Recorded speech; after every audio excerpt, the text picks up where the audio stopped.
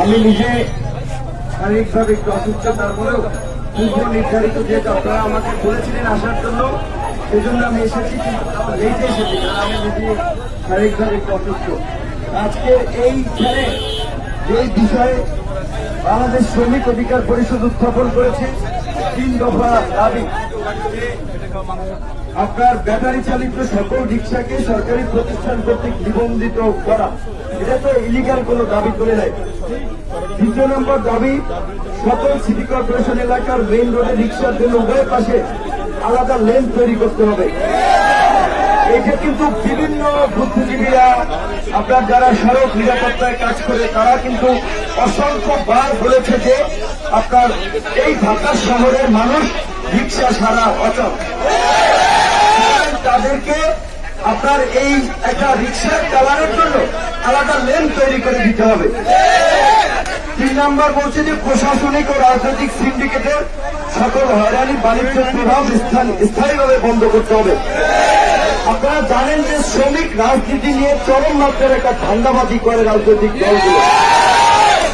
অনেকেই তাদের নিজেদের রাজনৈতিক স্বার্থ হাসিল, আর্থিক স্বার্থ হাসিলে নানা ধরনের চাঁদাবাজি, টেন্ডারবাজি করে থাকে।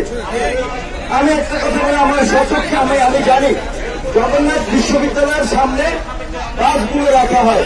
সেই বাস থেকে, প্রতিটা বাস থেকে 200, 300, 100 করে ধাপে ধাপে টাকা নেওয়া হয়। আচ্ছা, এই টাকা কারা নেয়? ওখানে তো আইন শৃঙ্খলা বাহিনী আছে, নিশ্চয়ই তারা জানে। ওখানে রাজনৈতিক দল আছে ক্ষমতার, যেহেতু আওয়ামী লীগ, তাদের নেতাকর্মীরা আছে, তাদের চোখের সামনে দিয়ে চাঁদাবাজি হচ্ছে। তারা নিশ্চয়ই জানে এই চাঁদা কোথায় কোথায় যায়, কে ভাগ বাটোয়ারা করে। পরিসংখ্যান এবং বাস্তবতা বলে যে প্রশাসন এবং রাজনৈতিক দলের ফ্যাসরা, ধান্দাবাজ নেতারা এবং প্রশাসনের অসাধু কর্মকর্তারা জোট সাজেছে শ্রমিকদের রক্ত চুষে এই চাঁদাবাজিগুলো করছে। কালকের একটা ছবি ভাইরাল হয়েছে, আপনারা দেখেছেন। বাংলাদেশে যে হেফাজতে ইসলাম একটা অরাজনৈতিক সংগঠন, এবং যারা ইতিমধ্যেই আমি মনে করি যে তারা তাদের চিন্তা চেতনায় রাজনৈতিক দর্শনে তারা আধুনিকতার পরিচয় দিয়েছে।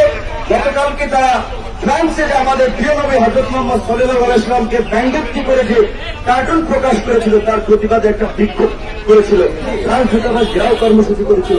আপনারা দেখছেন সেখানে যখন হেফাজতের নেতা জুনায়েদ বাবুনগরী সাহেব যখন মুনাজাত করছেন, পুলিশের ভাই বন্ধুরাও কিন্তু বন্দুক, অস্ত্র, লাঠি সোটা রেখে তারাও কিন্তু মোনাজাতে সামিল হয়েছে। এই ছবিটি কিন্তু বাংলাদেশটা বিশ্ব মিডিয়ায় আমি মনে করি অনেক জায়গায় আন্তর্জাতিক সংস্থার কাছেও একটা ইতিবাচক বার্তা দিয়েছে পুলিশ সম্পর্কে। আমরা এমন পুলিশ চাই যে পুলিশের স্লোগান ছিল যে মুজিব বয়সের অঙ্গীকার, পুলিশ হবে জনতা।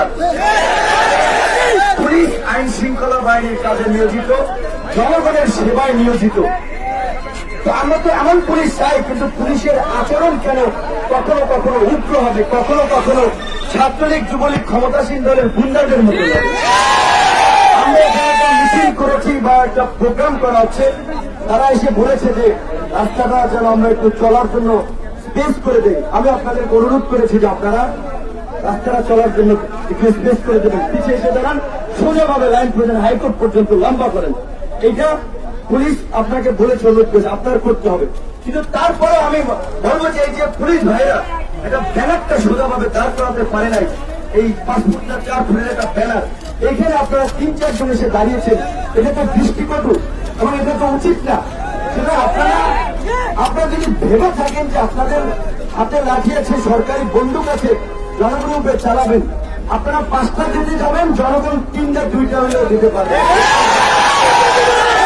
আগেই বলেছি যে আমরা আপনাদের সহযোগিতা চাই, প্রত্যেকটা রাজনৈতিক দল, কারণ আপনারা তো দেশের জন্য কাজ করছেন, সমাজের জন্য কাজ করতেছেন।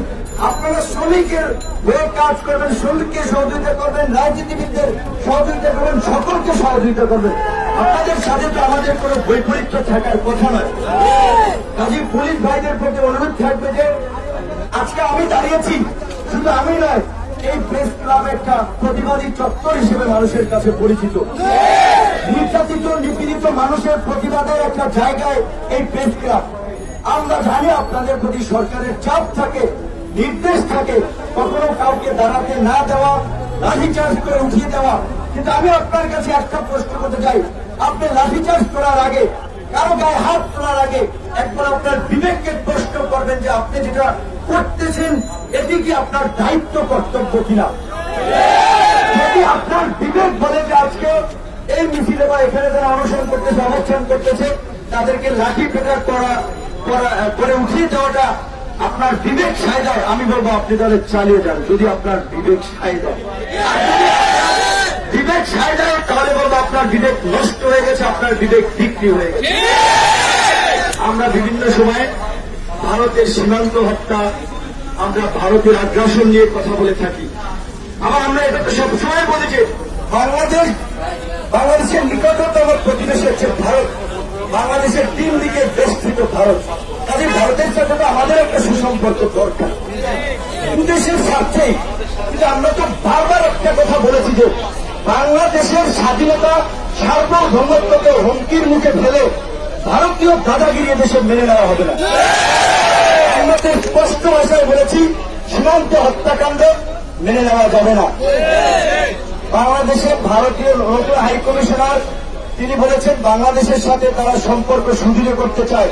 আমরা তার এই কথাকে সম্মান জানাই, শ্রদ্ধা জানাই যে তাদের উপলব্ধি বোধোদয় হয়েছে যে বাংলাদেশের জনগণ যে তাদের প্রতি ক্ষিপ্ত, তাদের আচরণে যে তাদের প্রতি মারমুখী একটা অবস্থা, তাদের প্রতি ঘৃণা প্রকাশ করে তারা সেটা বুঝতে পেরেছে, তারা সেটা মেরামতের জন্য পদক্ষেপ নিচ্ছে। আমরা তাদেরকে ধন্যবাদ জানাই।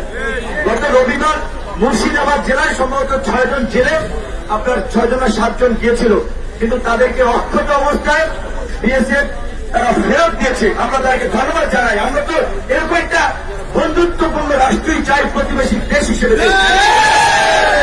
অশিক্ষিত মানুষ একজন শ্রমিক বোঝার সঙ্গে সে ভুল করে চলে গেছে আপনার সীমান্তের মধ্যে, তাই বলে আপনি গুলি করে তাকে নদীতে ভাসিয়ে দেবেন?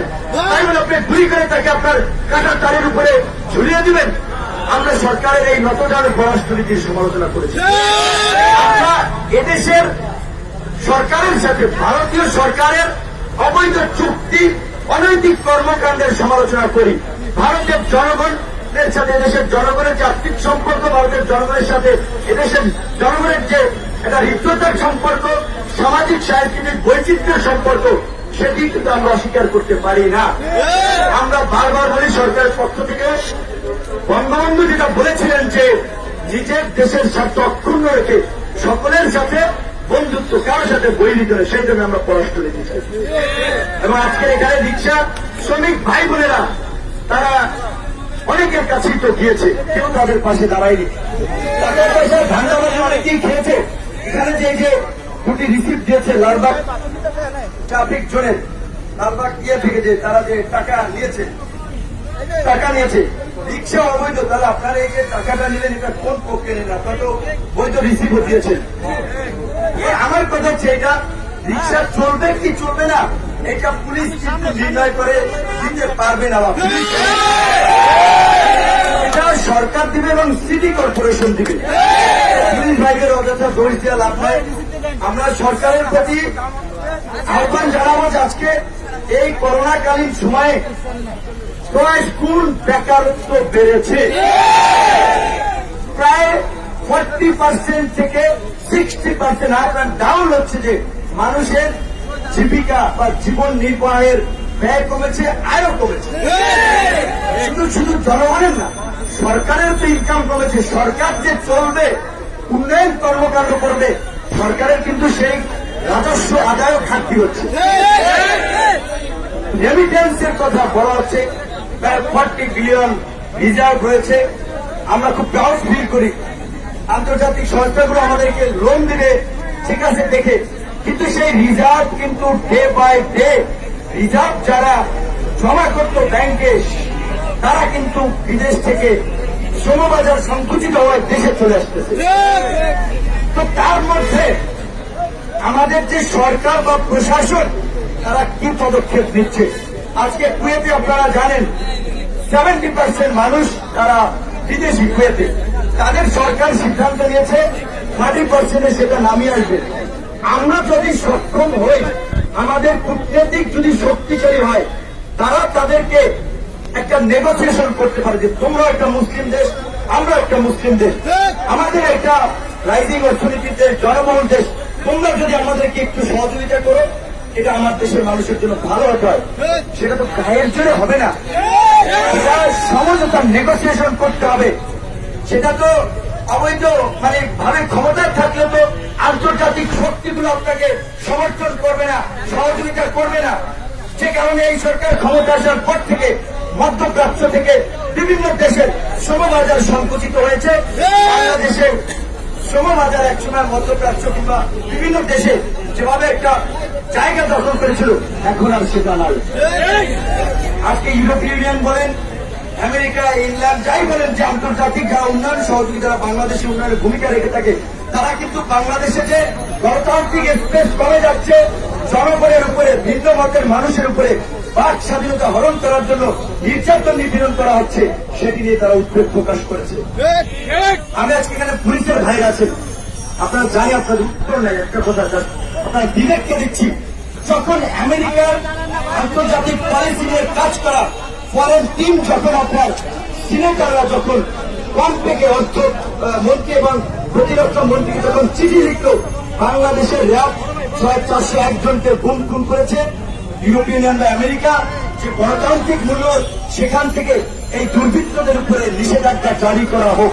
এর আগে ইংল্যান্ডের আপনার পার্লামেন্টে আলোচনা হয়েছে যে বাংলাদেশের মানবতা বিরোধী অপরাধ, যারা জনগণের বিরুদ্ধে গিয়ে কাজ করে, গণতান্ত্রিক অধিকার হরণ করে, তাদের প্রতি যেন ইংল্যান্ডের পার্লামেন্ট যেন নিষেধাজ্ঞা জারি করে। তো এই যে আজকে যদি র্যাবের প্রতি এরকম একটা নেতিবাচক ধারণা যদি আন্তর্জাতিক মহলে তৈরি হয়, র্যাবে কারা চাকরি করে, র্যাবের নিজস্ব কোন নিয়োগ আছে, পুলিশ, আর্মি, বিভিন্ন জায়গা থেকে সরাসরি অফিসাররা আসে, তো র্যাবের মধ্যে একটা বাহিনীকে কেন আজকে আন্তর্জাতিক অঙ্গনে পরিচিত হতে হবে গুম খুন বাহিনী হিসেবে? কেন আজকে আমেরিকার সিনেটররা কেন আজকে তাদের নিষেধাজ্ঞা চাইবে? প্রভাব কি হতে পারে আপনারা একবার চিন্তা করেছেন? দূরদর্শীর প্রভাব জাতিসংঘের শান্তিরক্ষী মিশনে যদি এটা কার্যকর হয়, র্যাবের উপরে নিষেধাজ্ঞা, সেনাবাহিনীর উপরে নেতিবাচক ভূমিকা পড়বে। অলরেডি এই যে বলেছি যে আমাদের যে কুখ্যাত দাদাগিরি করা প্রতিবেশী রাষ্ট্রের কিছু কুখ্যাত ব্যক্তি বাংলাদেশ সেনাবাহিনীকে নিয়ে অসংখ্য নিউজ করেছে, করোনার মধ্যে নেতিবাচক ভাবে সেনাবাহিনীর মধ্যে একটা বিশৃঙ্খলা তৈরি করার জন্য সেই সুবীর ভৌমিক, তারপরে আরেকজন কি জানি নাম দেখলাম, এই সাংবাদিকদের বিরুদ্ধে সরকার তাকে ফরমালি প্রতিবাদ জানাতে পারত যে আমার দেশের স্বাধীনতার সার্বভৌমত্বের প্রতীক প্রতিরক্ষা বাহিনী, সেনাবাহিনীকে নিয়ে কেন ভারতীয় সাংবাদিক এই কলমের তার জবাবদিহিতা করতে হবে? তাকে তলব করতে সরকার কিন্তু নীরব ভূমিকা পালন করছে। আজকে আন্তর্জাতিক মহলে আমার দেশ, আমাদের স্বাধীনতার সার্বভৌমত্ব নিয়ে প্রশ্ন হচ্ছে। আমরা সরকারকে অনুরোধ করবে যে রাজনৈতিক সংকট, এই সংকট উত্তরণে কার্যকর পদক্ষেপ নিতে হবে। অন্যথায় আমরা বিভিন্ন দেশ, যেমন বিভিন্ন দেশের দ্বারা সাব কন্টিনেন্ট হিসেবে সাব স্টেট হিসেবে পরিচালিত হয়েছিল, আমাদের কিন্তু সেইভাবেই পরিচালিত হবে। জনগণের একটা সিদ্ধান্ত নিতে হবে যে এইভাবে এই যে বিশৃঙ্খলার মধ্যে দিয়ে চলছে, দেশ নিয়ে যে আন্তর্জাতিক ষড়যন্ত্র চলছে, সেই 111 থেকে আপনারা কি এটা মেনে নেবেন, নাকি মেরুদণ্ড সোজা করে দেশের স্বাধীনতার সার্বভৌমত্ব রক্ষা করার জন্য, গণতন্ত্র ফিরিয়ে আনার জন্য আপনারা রাজপথে নামবেন, ঐক্যবদ্ধ হবেন? রিক্সা শ্রমিকরা দাঁড়িয়েছে, আমি এর আগে এসেছি, ওখানে দিনের শ্রমিকরা দাঁড়িয়েছে, ওইখানে আপনার প্রাইমারি শিক্ষক নিয়োগে ভাইরা দাঁড়িয়েছে, বা এখানে বিভিন্ন শ্রমিক সংগঠন আন্দোলন করে। এখানে কি সব করতে চেহারা দেয় যে এই লোকগুলো এখানে আসছে গরমের মধ্যে? চেহারা দেয় আসে না, পেটের তাগিদে আসছে। তো তাদের কথা আপনি সরকার, আপনি প্রশাসন, আপনার মেয়র, আপনি কেন শুনবেন না? আমরা ব্যারিস্টার তাপস সাহেবকে বলতে চাই, ওনাকে একজন জেন্টাল মানুষ হিসেবে চিনি, এবং এই আমাদের শ্রমিক অধিকার পরিষদের যে সদস্য সচিব বললেন, হাইকোর্টে যে এই রিক্সা চলাচলের বিষয়ে একটা রিট হয়েছে, এই রিটের পক্ষে সম্ভবত ব্যারিস্টার তাপস সাহেব ছিলেন। শ্রমিক অধিকার পরিষদকে বলবো, আমরা আপনারা ডেকেছেন, আমি এসেছি, কিন্তু শ্রমিকদের কাজ শ্রমিকরা করবে। আপনারা বিপদে পড়লে আমরা আপনাদেরকে রক্ষা করতে আসবো, আপনাদের আক্রমণ হলে আমরা সেভ করতে আসবো। আমরা ফিউচারটা রাফির বাড়ি খেয়ে গেলাম, আপনাদের দাবি আপনাদেরকে আদায় করতে হবে। আপনারা প্রয়োজনে যে মেয়র সাহেবের সাথে দেখা করেন, তার সাথে একটা লিখিত দাবি দেওয়া জানান, এই সমস্যা। অবশ্যই এদেশের যে রাজনৈতিক সংস্কৃতি, এদেশের যে সিস্টেম, তাতে হচ্ছে আগে রাজপথে না নামলে, একটা আলোড়ন তৈরি না করলে কেউ কানে নিতে চায়। সেই জায়গা থেকে আপনারা আজকে এখানে দাঁড়িয়েছেন, আশা করি যে যথাযথ কর্তৃপক্ষের কানে মেসেজ দিয়েছে। এখন আপনাদের কাজ হচ্ছে, আর সেকেন্ডলি একটা কাজ করবেন, কেউ একা টোকলা যাবেন না। কারণ যেভাবে কাউকে পুলিশ দিয়ে হয়রানি করছে, মামলা দিচ্ছে, মারধর করছে, সমস্ত রিক্সাওয়ালাকে নিয়ে যাবেন। আপনাদেরকে সবসময় বলছি, আপনারা শৃঙ্খলায় কাজ করবেন। রিক্সাওয়ালারা নগর ভবনের সামনে শান্তিপূর্ণভাবে দাঁড়িয়ে বসে থাকবে। আপনারা 4-5 জন একটা প্রতিনিধি যে তার সাথে কথা বলবেন যে আমাদের এই যে অনুমতি দেন, আমাদের এটা মেনে নেন। কারণ এই যে পুলিশের ভাইরা বসে, আপনারা তো জানেন, আপনি একজন এসআই পদে চাকরি করেন, কনস্টেবল পদে চাকরি করেন, আমার মতো আপনার তো গাড়ি নেই, আপনার তো 20-25 হাজার টাকার ইনকাম। আপনি যদি রাজারবাগ আপনি ওখানে থাকেন, আপনার মাকে, আপনার বোনকে, আপনার বউকে যদি ধরেন এই মগ বাজার কিংবা আপনার এই যে পল্টন মোড়, কাকরাইল মোড়ে যদি হাসপাতাল আসতে হয়, তিনি কিভাবে আসবেন? কোটি কোটি কোটিপতি তো প্রাইভেট কার আছে। মেয়র সাহেবদের মতো তো অ্যারিস্টোক্রেটিক যারা, উচ্চ শ্রেণীর যারা, ধনিক শ্রেণী যারা, তাদের তো প্রাইভেট কার একটা জায়গায় 6 কার আছে। আমি কিভাবে যাবো এখানে? রিক্সা ছাড়া বলছি, যে রিক্সা ছাড়া, রিক্সা চলাচল ছাড়া ঢাকা শহরের মানুষের রিক্সার চলাচল ছাড়া, রিক্সার অনুমতি না দিলে মানুষ অচল হয়ে যাবে। রিক্সার অনুমতি দিতে হবে, কিন্তু কি প্রক্রিয়ায় তারা চলবে, কি আইন কানুন তারা মানবে, সেগুলো আপনারা ঠিক করেন। আপনারা যে হঠকারী সিদ্ধান্ত নেন, তার জন্যই কিন্তু এক এক সময় বিশৃঙ্খলা তৈরি হয়। আজকে আপনি মেয়র হয়েছেন, আপনি সচিব হয়েছেন, আপনি কি বুঝবেন শ্রমিকদের কথা? আপনি সচিব 1 লাখ টাকা বেতন পান, মেয়র আপনার কোটি কোটি টাকা ইনকাম আছে। আপনার মতো চিন্তা করলে তো হবে না। গুলশান ফার্নিচার লুঙ্গি পরে কেউ চলাচল করতে সবার সামর্থ্য নাই, জনগণের কথা চিন্তা করতে হবে। শুধু এসি রুমে পরে রাজনৈতিক বক্তব্য দিয়ে, আর হচ্ছে সহমত ভাই হিসেবে যারা রাজনীতি করে, জিন্দাবাদ অমুক ভাই আসছে, রাজপথ কাঁপছে, এই রাজনীতি দিয়ে 50 বছরে এই দেশের কোন পরিবর্তন হয় নাই, শ্রেণী করে উঠেছে। রাজনীতিতে রিক্সাওয়ালা, শ্রমিক, পুলিশ, আর্মি, সচিব, জনগণ, সিভিল সোসাইটি সবার অংশগ্রহণ করতে হবে। সেই জায়গা থেকে তাদেরকে সেই সুযোগ করে দিতে হবে। কিন্তু আজকের রাজনীতি তো দুর্বৃত্তদের জন্য, যারা কারো টাকার মালিক তাদের জন্য। সেজন্য এই রাজনীতিকে সংস্কার করতে হবে। আপনাদেরকে রাজনৈতিকভাবে সচেতন হতে হবে। আপনি আওয়ামী লীগ করেন, বিএনপি করেন, শ্রমিক দল করেন, শ্রমিক লীগ করেন, জামাত করেন, জাতীয় পার্টি করেন, বাম সংগঠন করেন, গণসংহতি করেন, সিপিবি করেন, আমার কোন আপত্তি নাই। কিন্তু আমার জায়গা থেকে আমি এবং আমার সংগঠন আমরা বিশ্বাস করি, নৈতিকভাবে যৌক্তিক এবং ন্যায়সঙ্গত দাবি দেওয়া নিয়ে যারাই কথা বলতে, আমরা তাদের পাশে দাঁড়াবো। আমরা তাদেরই বন্ধু, আমরা তাদের পাশে দাঁড়াবো।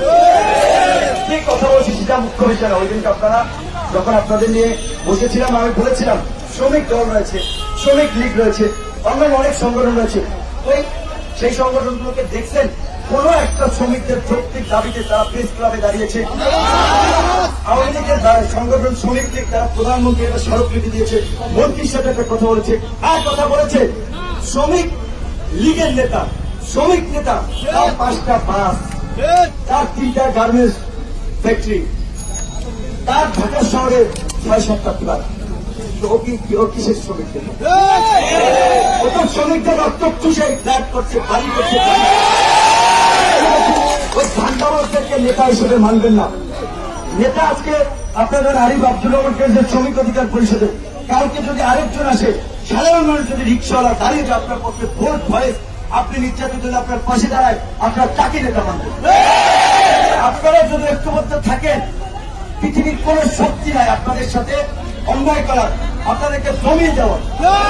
কিন্তু আপনাদেরকে ঐক্যবদ্ধ থাকতে হবে। একজনকে মার দেওয়ার বাকিগুলো দৌড়ে পালালেন যে আমি একটু মারছে খাই নাই, তাহলে আপনার জন্য কারা কথা বলবে? মাইক ছেড়ে সবাই একসাথে দাঁড়িয়ে যাবেন।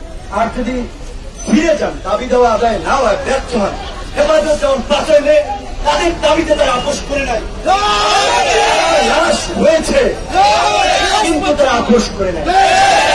ঠিক আন্দোলন সংগ্রাম করলে, যৌক্তিক দাবি দেওয়া আদায় করতে হলে নৈতিক জোর লাগবে, বিবেক সম্পন্ন মানুষ হওয়া লাগবে।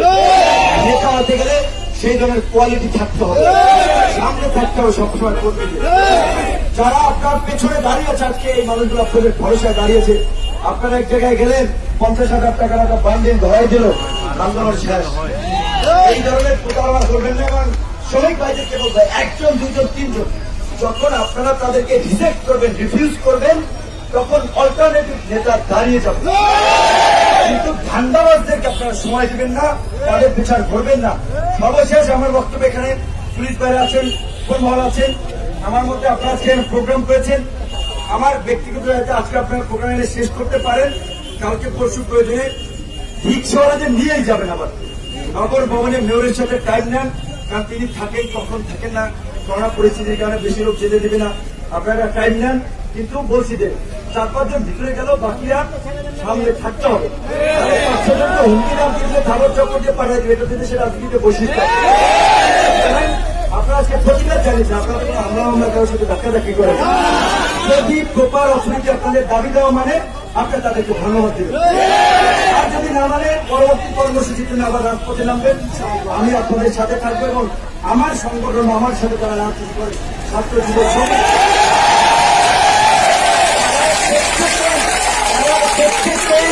আপনাদের সাথে থাকবে। এবং আমরা বলেছি যে অন্যান্য রাজনৈতিক সংগঠনের যে শ্রমিক সংগঠন রয়েছে, সেটা হোক আওয়ামী লীগের, হোক বিএনপির, হোক বাম সংগঠনের, আপনারা সবাই এই যে শ্রমিকদের 3টা দাবি, একেবারে যৌক্তিক দাবি, একটা ওয়ার্ড, একটা দাড়ি কোনাও তারা ভুল বলে নাই। আপনারা এই দাবির আদায়ের জন্য এই শ্রমিকদেরকে সাথে নিয়ে দলমত নির্বিশেষে শ্রমিককে রক্ষা করেন। শ্রমিক বাঁচলে বাঁচবে দেশ। সুস্থ থাকেন, ধন্যবাদ।